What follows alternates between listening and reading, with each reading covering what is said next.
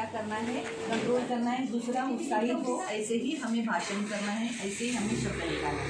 कल पहला दिन था, पहले दिन में हमने जैसे देखा कि हमें प्रभु के पास आना है, और आज दूसरे दिन में आप प्रभु से ये सीख रहे हैं कि हमें अपने मुंह से सामने वाला उत्साहित हो, ऐसे हमें शब्द निकालने हैं। हम आज देखेंगे आशीष के बारे में। हम निकालेंगे लूक अध्याय 24, लूक अध्याय 24 और उसका 50 और 51। लूक 24, लूक चैप्टर 24 उसका 50-51 पढ़े कोई। तब वह उन्हें बेथनिया तक बाहर ले गया। हाँ, और अपने हाथ उठाकर उन्हें आशीष दी। हाँ, उन्हें क्या दिया? हाथ उठा के क्या किया? आशीष दिया। उन्हें हाथ उठाकर यीशु मसीह ने, जब यीशु मसीह दिलाया गया तो जी उठने के बाद वो स्वर्ग जाने वाला था, और स्वर्ग जाने के बाद उसने क्या दिया? अपने शिष्यों के ऊपर अपना हाथ उठाया। लगभग कितने शिष्य थे वहाँ पर?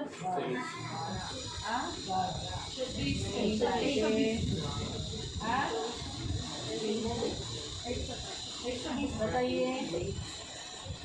नहीं, 11 भी नहीं, 120 फिर से बताइए। ठीक है, अभी इधर बताएं, आपको नहीं पूछा गया है, उत्तर दीजिएगा। जब यीशु मसीह उठाए जाने से पहले वो बैतनिया को लेकर गया ना, तो बैतनिया में गया तो वहाँ कितने लोग थे?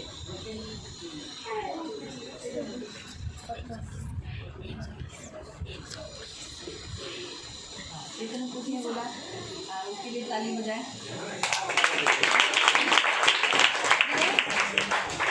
120 तो 120 के लगभग हो गए। ऐसा चुपके से वो अपने शिष्यों को 11 को लेके गया और उनके सामने गया नहीं। प्रभु ने अपने आप को 500 लोगों के बीच में प्रकट किया है। कितने लोगों के बीच में? 500 लोगों। 500। कि वो दिखाना चाहता था कि वो जी उठाए। वो नहीं चाहता था कि लोग सोचे कि वो मर गया है और अभी वो मरा हुआ ही रह गया है, तो अभी मरा हुआ रह गया। ऐसा नहीं प्रभु चाहता है। प्रभु चाहता है कि लोग जाने कि वो जिंदा है। और उसने जी उठने के बाद सबसे पहला काम उसने क्या किया मालूम? सबसे पहला काम किया, आशीष दी। हम देखते हैं उठाए जाने से पहले उसने आशीष दी। और हम पढ़ते आगे 51। और उन्हें आशीष देते हुए वह उनसे अलग हो गया और उठा लिया गया, यानी वो आशीष उसने दिया। तो प्रभु ने चाहा है कि उसके लोगों को आशीष मिले, उसके लोग आशीषित हो, उसके लोग ऐसे श्रापित हो, श्राप के तले रहे। ये बिल्कुल प्रभु नहीं चाहता। इसलिए साल के आरंभ में प्रभु के दासों को आज्ञा दिया गया है कि वो क्या करे? इस्राएलियों के घराने को जब वो उसके पास आते तो वो क्या करे? आशीष दे। हम पढ़ेंगे उस वचन को भी। हम पढ़ेंगे पहला इतिहास अध्याय 23, पहला इतिहास अध्याय 23 और उसका 13। पहला इतिहास अध्याय 23 और उसका 13। हारून तो इसलिए अलग किया गया कि वह उसकी संतान सदा परम पवित्र वस्तु को पवित्र ठहराए। हाँ, क्या लिखा है? हारून और हारून के घराने को इसलिए अलग किया गया ताकि इस्राएल के जो परमेश्वर के जो काम है, परमेश्वर के जो बर्तन है, परमेश्वर को जो उपयोगी करने वाले पात्र, उनको क्या कर सके? पवित्र कर सके। और सदा यहोवा के सम्मुख धूप जलाया करे। और वो हमेशा परमेश्वर के सामने धूप जलाया करे, यानी नित्य सेवा करे, स्तुति आराधना करे, भक्ति करे और उसकी सेवा टहल करे। और उसकी सेवा टहल करे और उसके नाम से आशीर्वाद दिया करे। उसके नाम से क्या करे? आशीर्वाद दिया करे। यानी याजकों को एक अधिकार दिया गया है। कौन सा अधिकार दिया गया है? कि वो लोगों को पवित्र करे। तो अभी आप सब परमेश्वर के लोग हो, इसलिए याजक के पास आने के बाद जब वो ब्लेस करते हैं, आपको आशीष देते हैं, तो सारे श्राप, सारे बंधन सब टूट जाते हैं। ये एक अथॉरिटी दिया गया है। उसका मैं आपको एक वचन बताती हूँ। लूक अध्याय 10 में पढ़े, लूक अध्याय 10 और उसका 1 से पढ़ेंगे। लूक का अध्याय 10 उसका 1 से। ऐसा आगे जाना चाहिए जेंट्स लोग। फटाफट नहीं निकालते, तो दूसरा पढ़ रहा है ना, ऐसे नहीं। इन बातों के बाद प्रभु ने 70 और मनुष्यों को नियुक्त किए। उसने 70 और को चुना। वो नहीं चाहता था कि ओनली 12 ही रहे। प्रभु चाहता था कि संख्या बढ़े। ओनली 1 मैन शो प्रभु नहीं चाहता। प्रभु चाहता है और भी बढ़े। और जिस नगर और जगह को वह आप जाने पर था, जहाँ वो जाने वाला था, वो वहाँ उसने किसको भेजा? उन्हें दो दो करके आगे भेजा। मतलब प्रभु जहाँ जाना चाहता है उसके शिष्यों के द्वारा जाता है, उसके लोगों के द्वारा जाता है, उसके प्रेरितों के द्वारा जाता है, सेवकों के द्वारा जाता है, याजकों के द्वारा जाता है ना। अब वो क्यों, उसने देखो 5 वचन पढ़े। जिस किसी पर घर में जाओ पहले कहो इस घर पर कल्याण है। हाँ, और प्रभु की इच्छा क्या है कि कोई भी घर में तुम जाओ तो उस घर में पहले क्या करो? कल्याण की आशीष दो, क्योंकि हर घर में श्राप है। धर्मियों के घरों में बाइबल में लिखा है 3:33 प्रोवर्ब्स, क्या लिखा है? धर्मियों के घरों में आशीष रहती है। लेकिन क्या सभी धर्मियों के घरों में आशीष रहती है क्या? तो फिर श्राप आता कैसे है? आगे लोगों से हाँ? सब तो मसीह है, हमारा घर तो आशीषों से है, फिर श्राप आता क्यों है? फिर प्रभु ने ऐसा क्यों कहा कि आशीष देना प्रोक्लेम करो? हाँ? हाँ, लेकिन घरों में क्या होता है, हम जैसे रहना चाहिए वैसे हम नहीं रहते, इसीलिए कभी कभी श्राप घर में हो जाता है। जैसे प्रार्थना न करने से दुष्ट आत्मा का वास हो जाता है और इसीलिए वो घर में आ जाता है। हम अगर दरवाज़ा खोलेंगे, अभी ये दरवाज़ा खुला है, अभी देखो कोई भी आएगा, लेकिन दरवाज़ा बंद रहेगा तो कोई नहीं आएगा। तो श्राप को आने के लिए मौका हम अभी बहुत सारे मसीह लोग खुद ही देते हैं। अभद्र भाषण बोलते हैं, एक दूसरे से गलत व्यवहार करते हैं, झगड़े करते हैं, कलह करते हैं, डाहा करते हैं, रूठना करते हैं, प्रार्थना नहीं करते, बाइबल रीडिंग नहीं करते। तो ये सब क्या करते हैं? घरों में, घर के अंदर हम उन्हें वेलकम करते हैं, श्राप को बुलाते हैं, इसीलिए श्राप घर में आते। वरना हम, हमारी इच्छा नहीं रहती, वो अनजाने में आते। अभी देखो श्राप दिखते नहीं है, दुष्ट आत्माएं दिखती नहीं, लेकिन वो घुसते हैं और हमें मालूम भी नहीं पड़ती। इसीलिए तो देखो हमारे घरों में आपस में कलह क्यों होता है? क्योंकि कलह की एक स्पिरिट अंदर घूमी रहती है, बैठी रहती है, और वो साइलेंट में रहती है, और किसी को पिन मारती है, फिर अचानक कोई ऐसा फटक जाता है और फिर घर में तूने ये क्यों बनाया, दाल ही क्यों बनाई, है ना। लोगों को तो दाल भी नहीं मिलती, लेकिन दाल के ऊपर भी घर में कितने सारे, छोटी सी दाल के ऊपर भी झगड़े होते। तुमने रोटी तेल क्यों नहीं लगाया? तुझे मालूम है ना मैं सूखी रोज चपाती नहीं खाता हूँ, तेल तू लगाया क्यों नहीं, है ना। तो इन छोटी छोटी बातों के द्वारा दुष्ट आत्माएं घर में मंडलाती रहती। इसलिए जब हम प्रेयर करते हैं, घर में जब एकत्रित होकर हम मिलते हैं और ब्लेसिंग करते हैं, तब क्या होता है? घर से वो दुरात्माएं जाती है, भाग जाती है, वो रह नहीं सकती परमेश्वर की उपस्थिति में। अभी वहाँ प्रभु ने हमको यहाँ बताया 2-2 करके भेजे। आप 2-2 करके बजाय आप लोग कितने सारे, हाँ, आप एकत्रित प्रेयर किए, एकत्रित होकर अपनी स्तुति आराधना किया, यहाँ कितनी प्रभु की उपस्थिति आई, ये घर शुद्ध हो गया ना। तो ये सबसे बड़ा फायदा होता है। इसलिए प्रभु ने हमें एकत्रित होने के लिए खास कहा। हिब्रू 10 में पढ़ सकते हैं कि हम ज़्यादा एकत्रित होना, क्यों? एकत्रित होने से वहाँ शुद्धिकरण हो जाता है, पवित्रकरण हो जाता है, यीशु वहाँ आ जाता है, और जहाँ यीशु आ गया वहाँ क्या आ गया? स्वर्ग आ गया। हम वो गीत गाते हैं ना, जहाँ तू वहाँ स्वर्ग होता है, जहाँ तो होता है चंगाई होती है, वहाँ स्वर्ग होता है। तो इसीलिए यीशु जहाँ है वहाँ स्वर्ग है, तो यीशु होना जरूरी है। हालेलुया। आज हम इस साल में इस घर में और आप सभी आने वाले लोगों के लिए ब्लेसिंग हम देखेंगे। हम लोग निकालेंगे लेवी अध्याय 23 लेवी अध्याय 26 और उसका 4 से पढ़ेंगे। तो मैं तुम्हारे लिए समय समय पर मैं बरसाया हाँ, अभी आज से सबसे पहला परमेश्वर दूसरे दिन में प्रभु आपको कहता है कि आज से आपके जीवन में समय समय पर मेघ बरसाया करें। यानी मेघ बरसाना यानी आपकी जो ज़रूरत है, जो परमेश्वर मेघ बरसाना यानी ऊपर से, ऐसा नहीं कि अभी बारिश आया नहीं। उसका मतलब है आपकी जो ज़रूरत है वो प्रभु समय समय पर देगा। आपको यहाँ वहाँ ऐसे करूँ क्या करूँ उसके लिए जाना है, समय समय पर मिलेगा। फिर तथा भूमि अपनी उपज उग जाएगी। हाँ, आपको ज़मीन से जो आपका यानी आप जो काम करते हो, मेहनत करते हो ना, उससे आपको प्रतिफल मिलेगा, उससे आपकी कमाई होगी, तो प्रभु आपको उसमें निश्चय बढ़ाएगा। और मैदान के वृक्ष अपने अपने फल दिया करेंगे। हाँ, आपको जो मिलना चाहिए इस पृथ्वी पर वो हक आपको जरूर मिलेगा। आपका हक कोई चोरी नहीं करेगा। फिर यहाँ तक कि तुम दाग तोड़ने के समय भी दावनी करते रहोगे। ऑलरेडी आपके पास बहुत धन है, लेकिन फिर भी आप कमाई करोगे। आप ऐसा नहीं बोलोगे बस हो गया ना, बैंक बैलेंस हो गया ना, काय को करने का नहीं। फिर भी आपको प्रभु देता रहेगा, आपको मिलता रहेगा। और बोने के समय भी भरपेट दाग तोड़ते रहोगे। यानी आप बो रहे हो परमेश्वर के राज्य में भी, और तो लोगों को दे भी रहे हो, लेकिन आप खाते भी रहोगे, आप दावनी करते मतलब दाग तोड़ते भी रहोगे। मतलब इस रीति से परमेश्वर आपको इतना ब्लेसिंग दे रहा है कि रिचनेस के आप लोगों को दोगे। और तुम मनमानी रोटी खाया करोगे। यानी इसका मतलब है आपका घर में हमेशा खट्टा भरा रहेगा, कोठा भरा रहेगा, और मनमानी खाओगे। यानी आपको पेट अच्छा रीति से खाना खाओगे, आपको पेट का कोई तकलीफ नहीं रहेगा। क्योंकि बहुत से लोग क्या करते हैं, खाना तो बना रहता है लेकिन खाना नहीं खाते, कुत्तों को डालना पड़ता है। मैंने एक फैमिली में मुझे बोला कि हमारे घर में देखो, और मुझे लेके भी गए देखो। फिर मैं बोला फिर एवढं कौन खाना है, तो बोले कुतरी। तो मग काय ऐसा ये देवा इतना अच्छा खाना बना के अगर चिकन करी कुत्तों को डालोगे तो फिर क्या फायदे। मटन बनाए वो भी कुत्तों को डालो, बिरयानी है वो भी कुत्तों को, फिर वो इतना सारा है ना, तो ये वेस्ट हो गया ना, वेस्टेज हो गया ना। तो वैसा नहीं होना चाहिए। चलो हमारे घर के पालित प्राणी है, हम उन्हें खाना देना है, वो इम्पोर्टेंट है, ज़रूरी है। लेकिन हम खाना है, ये हमारे लिए ब्लेसिंग है।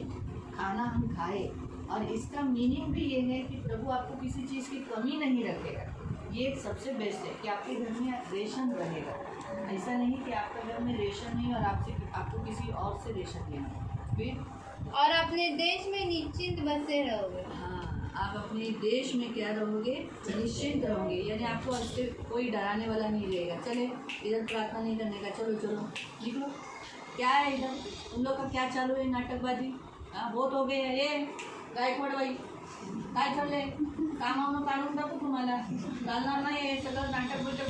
ऐसा नहीं, आप जो कुछ करोगे, तो जहाँ आप प्रार्थना करोगे, जहाँ आप आराधना करोगे, जहाँ आप रह रहे हो, आपको कोई डराने वाला नहीं रहेगा।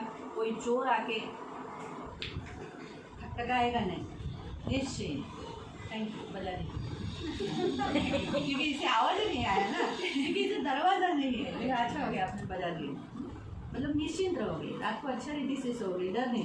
चोर तो नहीं ना, कबाड़ातले पैसे तो नहीं ना, दागिने चोरी तो नहीं ना, डरने की जरूरत नहीं। आप किधर भी जाओगे, ट्रेन से यात्रा करोगे, कहीं पर भी जाओगे, आप निश्चिंत रहोगे। जहाँ जा रहे हो सुरक्षित से घर आओ। गए साल भी ऐसा ही हुआ, इधर भी गए सुरक्षित, इस साल भी कहीं पर भी जाओ बिंदास, सुरक्षित, निश्चिंत। फिर आगे, और मैं तुम्हारे देश में सुख चैन दूंगा। आमीन। ये साल आपको प्रभु सुख देगा। आप किधर रहते हो, आपका देश कौन सा है? महाराष्ट्र। भारत मेरा जान से प्यारा है ना, तो देश में सुख रहेगा। है महंगाई कम हो जाएगी। लेकिन एक बात है, प्रभु ने हमको नए साल के लिए वचन दिया है, कितनी भी महंगी हुई तो भी हमको महंगाई का कोई तकलीफ नहीं होगा। हमारे पास पैसा रहेगा तो हम बोलेंगे क्या 50 रुपये का टमाटर लेने के लिए। और आप देखो 80 रुपये का टमाटर हमने खरीदी किया, 100 रुपये का भी टमाटर लिया है। 10 में कितना महंगा, 400 रुपये टमाटर लहसुन लिया है ना। तो ये प्रभु किया, तो प्रभु ये करने वाला है। तो मतलब मैं आपको बता रही हूँ कि आप टेंशन लेने की जरूरत नहीं। आगे, और तुम सोओगे और तुम्हारा कोई डराने वाला न होगा। हाँ, यानी आपको रात को अच्छी नींद आएगी। गोली भी कोई खाने वाले लोग हैं इधर नहीं। हाँ, तो आपको गोली खाने की जरूरत नहीं है। रात को आप अच्छा सोओगे, आप प्रभु के भवन में नहीं सोओगे। ये परफेक्ट हो गया आपका। जो प्रभु के भवन में सोने का जो आदत है वो निकल गया। अभी आप कहाँ सोओगे, वापस लाइन पुनः वापस। और तुम सोओगे, हाँ तुम सोओगे कहाँ, तुम्हारा कोई डराने वाला नहीं रात होगा। को तुमको कोई डराने वाला नहीं रहेगा। अभी चर्च में आप सोते हो तो डराने वाला रहता है ना। सो मत जाओ, क्या है ऐसा करके दीदी काटेगी, नहीं सोएंगे। लेकिन अभी रात को आप अच्छा सोओगे, चर्च में सोने की आदत बंद हो जाएगी। और मैं उस देश में दुष्ट जंतुओं को न रहने दूंगा। यानी शैतान जो टॉर्चर आपको जिस भागों में करता है, आपके घरों में जो बाद में आपको तकलीफ देता है वो आपकी फैमिली में नहीं रहेगा। उसका मीनिंग वो है। आगे, और तलवार तुम्हारे देश में न चलेगी। आमीन आमीन। परमेश्वर हमारे भारत देश में युद्ध होने नहीं। आमीन। ये सबसे बहुत बड़ी बात है। प्रभु को धन्यवाद। मुझे कभी कभी मैं भी सोचती हूँ, मैंने भी हमेशा मैं प्रेयर करती हूँ कि बहुत जगह युद्ध होने दे, हो रहा है, बंद होने दे, नहीं बोलती हूँ वो है बंद कर, लेकिन मेरे भारत देश में युद्ध मत होने। युद्ध हुआ तो यहाँ बहुत बड़ा है। हम रैप्चर होने के बाद जो करना है करते, भारत देश में भी युद्ध होने, लेकिन जब तक हमारा रैप्चर नहीं होता हमारे भारत देश में युद्ध मत होने। मुझे सैनिक तो मरेंगे, लेकिन पब्लिक भी अभी, क्योंकि सब लोग के पास मालूम है ना बहुत सारे हथियार है, तो तकलीफ से हमें भी गुजरना पड़ेगा। इसलिए प्रेयर, लेकिन प्रभु ने अच्छा वचन दिया, देश में क्या रहेगा, तलवार नहीं रहेगी। और तुम अपने शत्रुओं को मार भगाओगे हाँ, और वे तुम्हारी तलवार से मारे जाएंगे। तो आपके शत्रु कौन है? दुष्ट आत्माएं, शैतान। आप अपनी तलवार यानी वचन से आप उन्हें मारोगे। आप उन्हें इस साल में वचन का इस्तेमाल कर कर आप उन्हें भगाओगे, उनका सामना करोगे और वो आपके सामने भागेगा। तुम में से 5 मनुष्य 100 को और 100 मनुष्य 10,000 को खदेड़ेगा। हाँ, तो इसका मतलब है इस साल आप बहुत जन 5-5 करके 10-10 करके ग्रुप बनाओगे और आप प्रेयर करोगे अपनी फैमिली के लिए या कोई भी मैटर के लिए। मतलब ये साल यूनिटी का साल दर्शाता है और आप एकत्रित होगे एक एक के घर में। सोचो कश्मीरा की फ्रेंड को है, रजनी है, छाया है, और पुण्य तेरी फ्रेंड उज्ज्वला है, ऐसे ये लोग ऐसे एकत्रित हो जाएंगे। अरे यार तुलसी है, ये सब एकत्रित हो जाएंगे और प्रेयर करेंगे। मतलब ऐसा ये होगा और क्या करेंगे, वो दुष्टात्माओं को भगाएंगे जो युद्ध जो तकलीफ देता है। आगे, और तुम्हारे शत्रु तलवार से तुम्हारे आगे आगे मारे जाएंगे। आमीन। और मैं तुम्हारी और कृपा दृष्टि रखूंगा और तुमको फलवंत करूंगा और बढ़ाऊंगा। परमेश्वर की कृपा तुम पर रहेगी, ऐसी कृपा रहेगी कि कभी प्रभु आपसे नाराज हुआ है और आपको इस पृथ्वी से ले लिया, चलो बाय बाय, प्रभु आपको कृपा करेगा और आपको फलवंत करेगा यानी बढ़ाएगा। और फलवंत के साथ साथ वो कहता है तुम्हें बढ़ाऊंगा, यानी ज़्यादा आत्मा में भी, बहुत सारी बातों में भी, शारीरिक रीति से भी, फाइनेंशियली रीति से भी, आर्थिक रीति से भी प्रभु आपको बढ़ाएगा, इस पृथ्वी पर थोड़ा ऊंचे स्थान पर ले जाएगा। और तुम्हारे संग अपनी वाचा को पूर्ण करूंगा। अभी आपको क्या क्या भविष्यवाणी मिली है